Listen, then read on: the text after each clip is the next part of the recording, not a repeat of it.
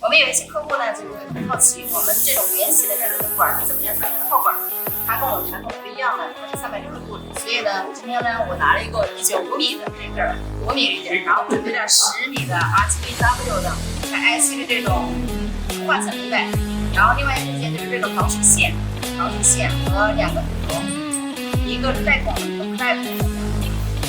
在一起来给大家做一个演示。